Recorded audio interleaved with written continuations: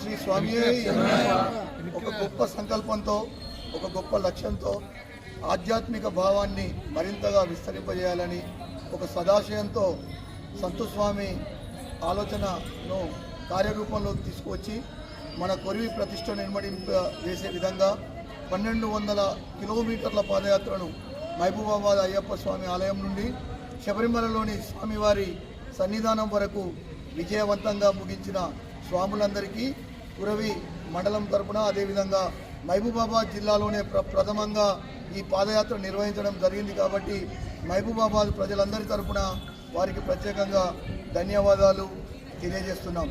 అదేవిధంగా ఈ గొప్ప ఆలోచన చేసి నా వెంటనే దానికి తోడ్పాటుగా ముందుకు వచ్చిన సంఘం నాగరాజు గురుస్వామి, అదేవిధంగా కన్నె గురుమూర్తి గురుస్వామి, రాకేష్ గురుస్వామితో పాటు వీరందరికీ చేదోడు వాదోడుగా ఉంటూ ఈ యాత్ర విజయవంతం కావడంలో కీలక పాత్ర పోషించిన కిన్నెర మహేష్ స్వామికి కూడా ఈ సందర్భంగా ప్రత్యేకంగా ధన్యవాదాలు తెలియజేస్తున్నాం.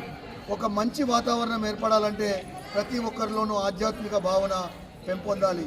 ఆధ్యాత్మిక భావన వల్ల మంచి ఆలోచనలు పెరుగుతాయి. తద్వారా సమాజానికి సేవ చేయాలనే సంకల్పం, సాటి మనిషికి సహాయపడాలనే ఆలోచన కూడా వస్తుంది. కాబట్టి యువత కూడా దీన్ని స్ఫూర్తిగా తీసుకోవాలి. వీరు యాత్ర ప్రారంభించినప్పుడు చాలామందికి అనుమానం వచ్చిన సందర్భం కూడా ఉంది.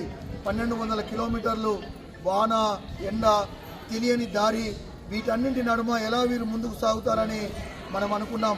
ఒక్క అడుగుతో మొదలైన వీరి పాదయాత్ర అంచెలంచెలుగా ముందుకు సాగుతూ తెలంగాణ, ఆంధ్రప్రదేశ్, తమిళనాడు రాష్ట్రాలు దాటుకొని కేరళ రాష్ట్రంలో ప్రవేశించి విజయవంతంగా స్వామివారి కృపతో, స్వామివారి అండా ఆశీర్వాదాలతో ముగియడం నిజంగా గొప్ప విషయంగా తెలియజేస్తూ వీరికి ఆ శక్తి ప్రసాదించిన అయ్యప్ప స్వామికి, కురవి వీరభద్ర స్వామికి కూడా మరొకసారి గ్రామస్తులందరి తరపున వందనాలు తెలియజేస్తూ రానున్న కాలంలోనూ ఇలాంటి గొప్ప కార్యక్రమాలకు మన కురవి వేదిక కావాలని కోరుకుంటూ స్వామియే